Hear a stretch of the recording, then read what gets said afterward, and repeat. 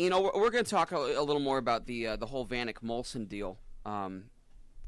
Vanek, Thomas Vanek, former Sioux Falls Stampede player, perhaps. Well, I don't know. T.J. Oshie's heroics at the Olympics have made him pretty popular. Yep. But I was going to say perhaps the most well-known former Stampede player, Thomas Vanek. He does not want to re-sign with a team, at least not before free agency. Mm-hmm.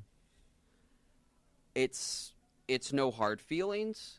It's nothing like, it's not anything that, the team has done that's wrong.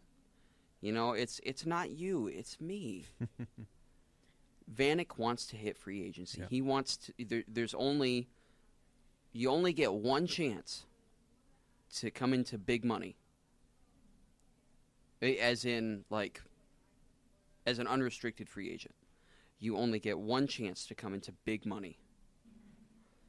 And Vanek's American home, obviously he's an Austrian native.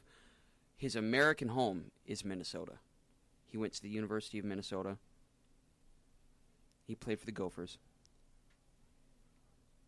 He played for the Stampede. He almost bought the Stampede. His off-season home, his all of that's where he lives. He lives in Minnesota. Mm-hmm.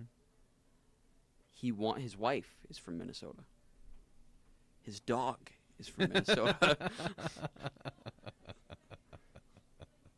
I'm pretty sure his fish is from Minnesota, too. Yeah. Get what I'm saying? Yeah. All sorts of connections. That dog's fleas are from Minnesota. Anyway, he wants to hit free agency. He wants to see what's out there contract-wise. Yeah. And really, can you blame him? No, you can't. No, not at all. But I think ultimately his heart, especially his best friend, is Jason Pominville. Yeah. His best friend Yeah. is Jason Pominville. There you go. Did Matt Moulson make Vanek's bid for Minnesota? Or at least, did he make that a little more complicated by coming to Minnesota? Or rather, should I say, did Chuck Fletcher throw a wrench into the works there? Mm-hmm. Yeah. Granted, both of them are unrestricted free agents. They're both just rentals. Mm-hmm. And there's no question Vanek's a rental from Montreal. Yeah. Because I don't see him re-signing there, or at least I don't see him doing that before free agency. Right. So, rental. Yeah. Moulson, technically, is a rental. But he sounds super stoked to be coming to the state of hockey. Yeah. Super stoked. Is he a rental? Yeah. I don't know. I think it all depends on how the rest of this season goes. You look at Jason Pominville after being acquired by the Wild. He had 9 points in 10 games until until Dustin Brown had to oops with his elbow right into Pominville's face. Yeah. Dustin Brown, I am not a fan of yours. I'm sorry. Actually, I'm not sorry.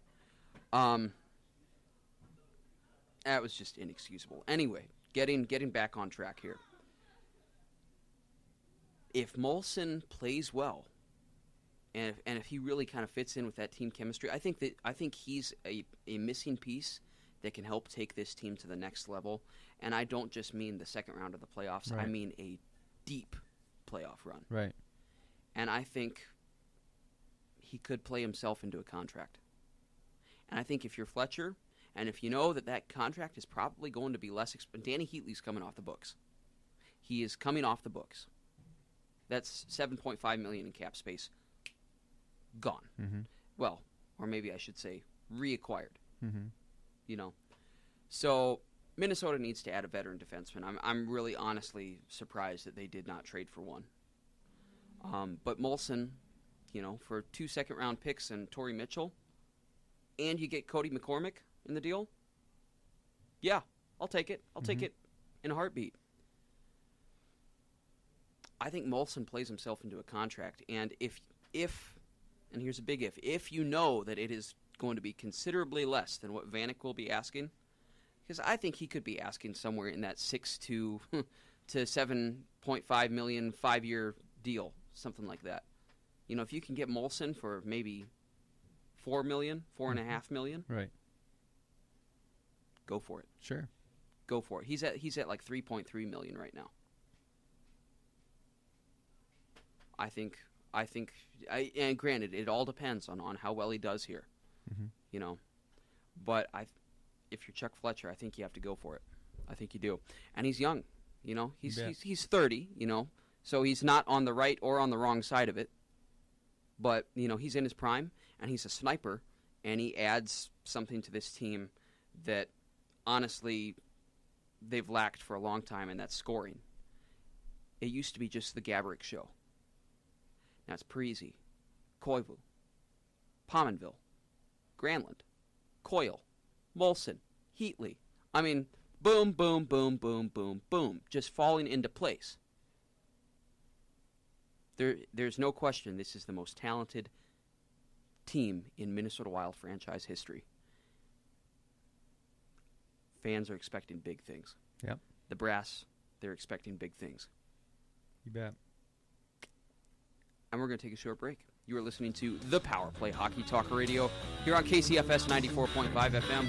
Don't go away. Hour 1 is in the books. Hour 2 is coming up next. NHL Network, don't panic. Your show prep will continue after this break.